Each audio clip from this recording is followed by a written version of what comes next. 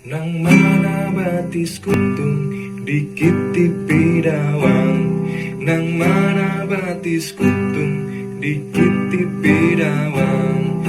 Ampar-ampar pisangku belum masak. Masak sabigi diurung bari-bari. Masak sabigi diurung bari-bari. Ya, assalamualaikum warahmatullahi wabarakatuh. Kembali lagi dengan saya di channel pembelajaran daring seni budaya. Nah, pada kesempatan kali ini kita bakal membahas sedikit tentang materi vokal atau bernyanyi secara unisono. Dan saya di sini tidak sendiri, saya ditemani sama nih. Nah, nanti untuk materinya bakal dijelaskan sama Mas Kartun ini. Kira-kira seperti apa pembahasannya? Kita simak video berikut ini. Halo, seperti yang tadi disampaikan di depan ya. Jadi materi yang akan kita bahas pada kali ini yaitu tentang teknik vokal dan bernyanyi unisono. Nah, kira-kira bernyanyi unisono itu apa? Nah, sekarang kita pahami dulu konsep dalam bernyanyi unisono.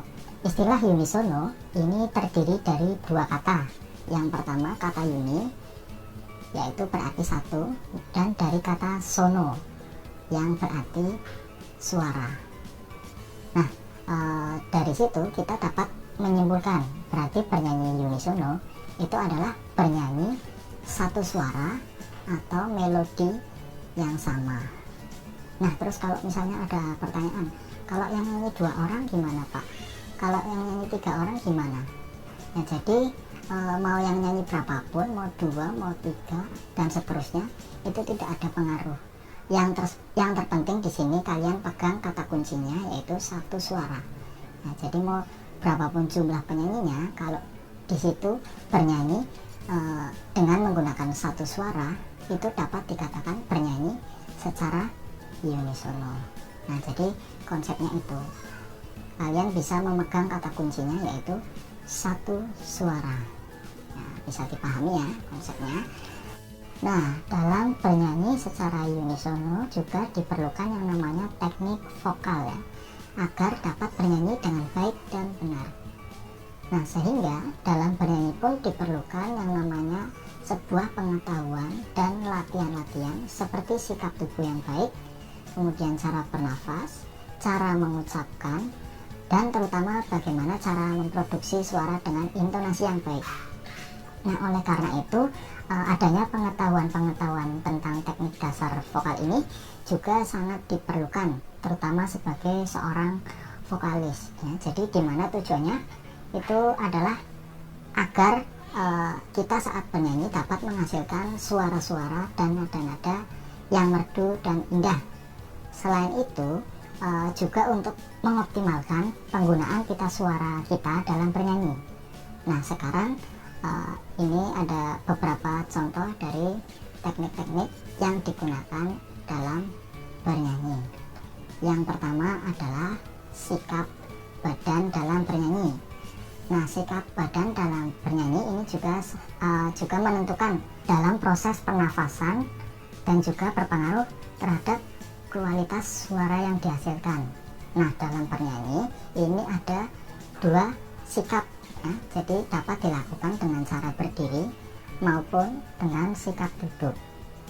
Nah, apabila kita akan melakukannya dengan posisi berdiri, nah diusahakan badan kita rileks ya, tidak boleh tegang dan kaku. Kemudian pada saat berdiri ini berat badannya bertumpu pada kedua kaki ya, berdiri dengan tubuh dan kepala tegak lurus, posisi leher rileks ya, jadi pembawaannya itu tidak kaku ya. Terus punggungnya tegak seperti itu, jadi jangan membungkuk ya, jadi seperti posisi siap lah, tapi badan tetap rileks dan santai ya. Nah, ini kalian sambil mengamati ya, ini ada gambar sikap saat kita bernyanyi dengan cara berdiri. Nah, kira-kira seperti ini sikapnya. Nah, terus untuk yang kedua bisa dilakukan dengan sikap duduk. Nah, caranya seperti apa? Nah, saat kita bernyanyi dengan posisi duduk, ini usahakan kursinya itu yang rata, jangan bergelombang. Usahakan kaki jangan menyilang atau bertumpu pada salah satunya. Nah, jadi kedua kaki menempel di atas lantai.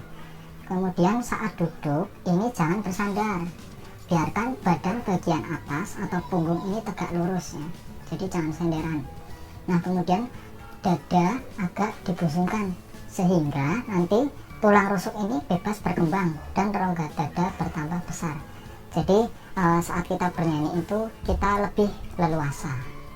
Nah, leluasa yang dimaksud yaitu dalam arti untuk kita dalam memproduksi suara serta dalam kita bernafas ya saat bernyanyi. Nah, kemudian kita masuk ke pernafasan ya, pernafasan dalam bernyanyi. Nah, pernafasan dalam bernyanyi ini berbeda dengan pernafasan pada saat kita berbicara sehari-hari ya, karena perbedaan ini disebabkan karena bernyanyi merupakan aktivitas yang tergantung pada pernafasan dalam dan penuh serta memerlukan adanya pengontrolan guna menciptakan suara yang bagus. Jadi adanya dukungan teknik pernafasan yang benar ini juga akan berpengaruh terhadap kualitas suara seseorang. Nah, terus untuk pernafasan dalam bernyanyi ini ada 3 macam ya. Ada 3 macam jenis pernafasan. Yang pertama adalah pernafasan dada. Pernafasan ini dilakukan dengan menggunakan daya tampung dada untuk menyimpan oksigen. Dengan cara seperti apa ya? Yaitu dengan cara mengembang-kempiskan paru-paru kita. Namun pernafasan dada ini kurang cocok ya, kurang cocok untuk bernyanyi, khususnya untuk mencapai nada yang tinggi dan panjang. Nah, kita bisa menggunakan pernafasan ini, yaitu pernafasan dada, untuk menghasilkan suara-suara atau nada-nada yang rendah. Nah, kemudian yang kedua ada pernafasan perut. Nah, cara melakukan pernafasan ini adalah dengan memanfaatkan perut sebagai media tampung untuk menyimpan udara. Namun pernafasan ini memiliki kelemahan. Kelemahan dalam pernafasan ini yaitu tidak terkontrolnya udara yang dikeluarkan ya. Jadi kita tidak bisa mengontrolnya sehingga pernafasan ini kurang cocok ya, kurang cocok digunakan dalam kegiatan olah vokal ya. Karena apa? Karena apabila kita menggunakan pernafasan ini udara yang dikeluarkan itu akan cepat habis ya, sehingga pada saat kita bernyanyi menggunakan pernafasan ini pasti akan cepat lelah ya, dan tidak menghasilkan nafas yang lebih panjang ya. Kemudian yang ketiga ini ada pernafasan diafragma. Nah, pernafasan diafragma ini merupakan pernafasan yang paling baik di antara kedua tadi, sehingga pernafasan ini sangat cocok ya, digunakan untuk bernyanyi karena dalam pernafasan ini kita akan menggunakan 2 rongga utama, yaitu rongga dada dan rongga perut untuk menyimpan udara. Nah, kedua rongga ini diatur oleh rongga diafragma yang menjadi sekat antara rongga dada dan rongga perut. Jadi kelebihan dari teknik pernafasan ini yaitu lebih maksimalnya udara yang dapat ditampung karena kita menggunakan 2 rongga tadi ya, dan kita bisa juga mengontrol udara yang dikeluarkan pada saat bernyanyi sehingga nafas yang dihasilkan pun akan lebih panjang. Nah, untuk penguasaan teknik pernafasan diafragma ini bagi seorang penyanyi adalah suatu keharusan ya, karena pernafasan ini cukup baik digunakan dalam bernyanyi, terutama untuk mencapai nada-nada yang tinggi dan panjang, sehingga pernafasan diafragma merupakan pernafasan yang paling cocok digunakan dalam bernyanyi. Nah, kemudian untuk teknik yang ketiga adalah produksi suara. Ini kaitannya dengan bagaimana manusia saat menghasilkan suara ya, prosesnya seperti apa. Nah, kalau kita amati, suara manusia ini dapat kita golongkan menjadi alat musik tiup. Ya, kenapa alat musik tiup? Karena di sini ada proses yang namanya proses inhalasi dan ekshalasi ya. Jadi sebelum kita bernyanyi, kita itu harus memompa dan menghirup udara terlebih dahulu melalui hidung. Ini disebut namanya proses inhalasi ya. Nah, pada saat proses inhalasi ini, udara masuk ke dalam paru-paru, dibantu oleh otot perut, otot dada, otot sisi tubuh, dan otot diafragma. Nah, kemudian saat udara masuk, paru-paru mengalirkan kembali udara keluar atau dihembuskan. Nah, proses ini dinamakan proses ekshalasi. Nah, pada saat proses ekshalasi ini, udara tersebut akan membentur ke pita suara kita yang terdapat di tenggorokan. Nah, jadi kenapa pada akhirnya kita bisa menghasilkan suara, karena ada udara yang membentur di pita suara kita. Ya, jadi pita suara itu merupakan organ yang cukup penting ya, karena di sini berperan sebagai sumber suara kita. Nah, jadi selain itu, pita suara juga bisa memberikan perbedaan karakter suara manusia. Ya, misalnya ada manusia yang karakter suaranya tinggi atau karakter suaranya rendah. Nah, ini ditentukan oleh ketebalan pita suara yang dimiliki masing-masing orang ya. Jadi seperti itu. Terus yang keempat ada artikulasi. Nah, artikulasi ini adalah cara mengucapkan ya, cara mengucapkan kata-kata dalam bernyanyi sehingga pesan dalam lagu ini dapat dimengerti dan dipahami oleh pendengar. Ya, jadi sebagai seorang penyanyi, hendaknya agar penyanyi itu harus meningkatkan kualitas ucapannya. Ya, karena ibaratnya penyanyi di sini itu akan menyampaikan isi atau pesan yang ada di dalam lagu tersebut. Oleh karena itu perlu yang namanya teknik pengucapan yang jelas agar mudah dipahami oleh pendengar. Terus bagaimana cara kita melatih artikulasi? Cara melatih artikulasi ini bisa dilakukan dengan latihan yang namanya vokalisis. Latihan ini bertujuan untuk menyempurnakan huruf vokal ataupun konsonan dengan teknik ya.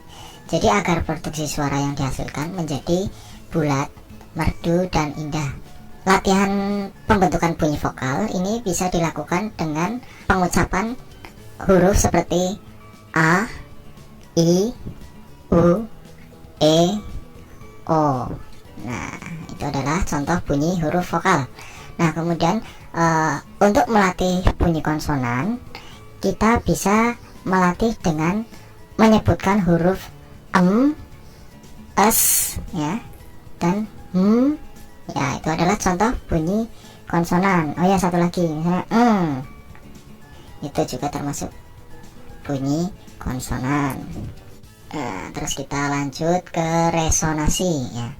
Resonasi ini adalah sebuah peristiwa diperkerasnya bunyi dari suatu sumber getaran oleh benda yang berongga.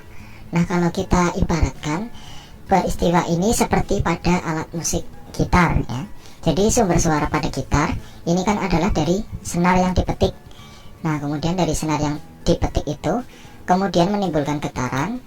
Nah, dari getaran ini lalu diperkuat oleh sebuah rongga ataupun ruang yang ada pada bagian gitar itu sendiri, sehingga suara yang dipetik ini menjadi lebih keras. Nah, kalau pada tubuh manusia, rongga resonasi itu terletak pada hidung, mulut, dan tenggorokan. Nah, fungsi dari semua rongga tersebut yaitu mengakibatkan adanya perbedaan warna suara. Nah, terus bagaimana cara kita melatih resonasi? Ini dapat dilakukan dengan cara bersenandung ataupun humming, yaitu dengan konsonan en, dan eng. Coba kalian bunyikan dengan lembut dan perlahan. Setelah itu kalian coba raba dengan telapak tangan kalian di bagian kepala dan rasakan getaran suaranya. Nah, kemudian selanjutnya ada phrasing. Nah, phrasing ini juga cukup penting sekali ya, dikuasai oleh seorang penyanyi, karena ini kaitannya dengan aturan pemenggalan kalimat yang baik dan benar, sehingga pesan dalam lagu tersebut dapat tersampaikan kepada pendengar pada saat kita bernyanyi. Nah, jadi sangat perlu sekali ya sebagai seorang penyanyi ini mengenali lagu yang akan dibawakan, baik itu dari arti setiap kalimat yang dinyanyikan. Yang kedua, seorang penyanyi ini juga harus memahami tujuan, pesan maupun karakter dari sebuah lagu yang akan dibawakan. Ya, selanjutnya ada vibrato. Vibrato ini adalah sebuah teknik yang digunakan untuk membuat suara bergelombang ataupun bergetar. Nah, mungkin nanti akan saya tayangkan video contoh dari vibrato supaya kalian ada gambaran. Melihat video tadi ada gambaran ya.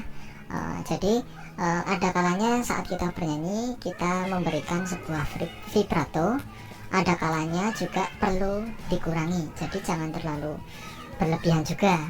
Nah, kalau terlalu berlebihan nanti dapat mengubah nada serta vokal. Selain itu juga seperti memberikan kesan kayak orang kedinginan. Nah, kira-kira sampai situ bisa dipahami ya vibrato seperti apa. Kemudian yang terakhir adalah penjiwaan. Nah, penjiwaan ini juga sangat perlu dikuasai oleh seorang penyanyi, karena ketika kita bernyanyi ini ibaratnya seperti kita sedang berkomunikasi dengan pendengar ataupun penonton ya.